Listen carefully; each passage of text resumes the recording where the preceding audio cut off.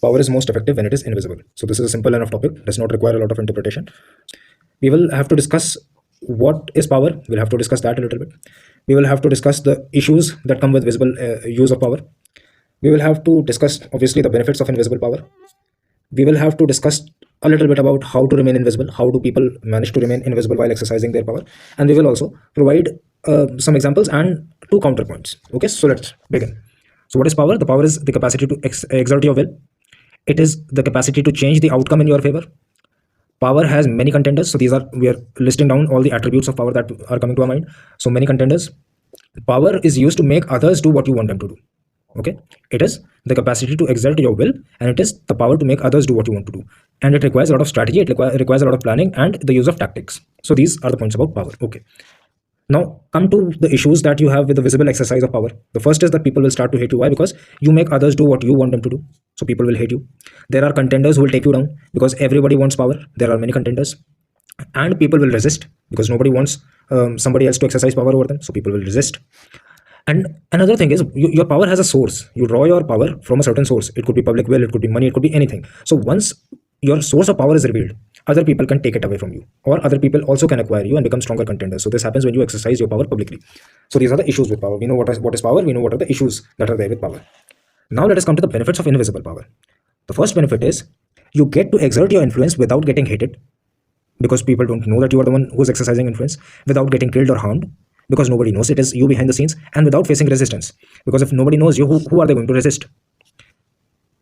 It also creates a mystique that amplifies your power, because if nobody knows you, if nobody knows what systems are pulling the string, either they'll not understand what is happening or power is at play, or even if they do understand it, it will create a mystique that will amplify your power. It will keep your opponents confused. They'll not know why their plans are getting foiled. They'll not know why all their efforts are going to wane, and it will prolong your influence. Because when you don't have haters, you don't have people who are actively trying to harm you, when your power is not facing any resistance, it will prolong your influence. Some people can even create scapegoats, because if you are not the face, you can prop anybody as the face. Something goes wrong, you can blame them. Strategizing becomes easier. Why? Because you're not facing any resistance in any form, so strategizing becomes easier. What are the ways to remain invisible while you're exercising power? First is soft power. Okay, like K-pop, like capitalism and communism, those like non-aligned movement, like India tries to use soft power, so that is soft power. There are proxy arrangements, when you prop somebody else up as the face of the power and you control them, kingmaker kind of a situation, like the British had zamindars. Okay, so proxy arrangements are there. You can create companies, shell companies, and you can create public funds like BlackRock and Vanguard, and you can hide behind them. You can create trusts, you can hide behind them. So these are the ways to obfuscate the process so that you never get publicly known. You have to manage your PR very well. You don't have to appear powerful. You will do everything to either stay out of the limelight, or even if you do get into the limelight, you'll try to manage it as much as you can. So these are the ways to remain invisible while exercising power. So some examples are deep state players. They exercise a lot of power, but nobody knows them. We only refer to them as the deep state players. Central banks. Central banks are immensely powerful. The Federal Reserve of the USA is a private body, and it holds immense influence, not just on the affairs in the USA, but also on the global affairs. Private equity fund, like I said, BlackRock, Vanguard, there are big and powerful families who come together and create these funds, and these funds have a hand in everything around the world, be it Instagram, be it YouTube, be it anything. Money lenders like Rothschild, so money lenders always have been very powerful. Even in India, the Jagat Seths were very powerful. They helped the East India Company sometimes, they helped the Nawab sometimes. In the UK, Rothschild was a very powerful money lending family, so they exercised considerable influence in the royal court and nobody knew about them. Cyber wars, proxy wars, espionage, all these are forms of exercising your power in an invisible manner.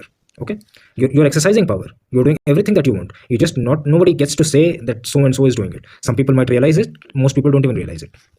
Some counterpoints are also there. So visibility helps in the expression of power, and it is sometimes unavoidable also. And if you're trying to wield true power, true execution of power execution of power from your own hands, visibility is unavoidable. So these are some two counterpoints also.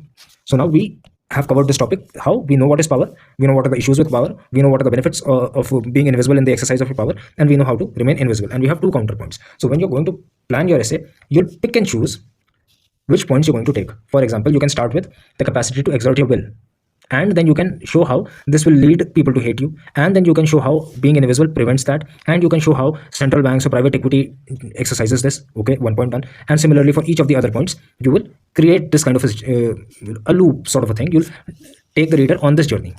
Okay, You will not write your essay in blocks like power and this and this. That is not the best approach. You take one point, include everything, and like that you move ahead. Okay, so let me take you through an intro that I wrote. The zamindari system had a symbiotic relationship with the British Raj. It served the same function for the British that roots serve for a plant, that is going deep in the soil and sucking nutrients. The British carefully managed it as it served an even greater purpose, to keep their exploitation looking like it was not their doing. When the crushing lagan became due, the Riaya hated the zamindars, while the real looters exercised their powers away from sight. Needless to say, power is most effective when it is invisible. Okay, very simple introduction, very to the point. I had one example, I used it in the introduction itself. The language is a little casual, don't write like this. This is just to elaborate how to use these kind of introductions.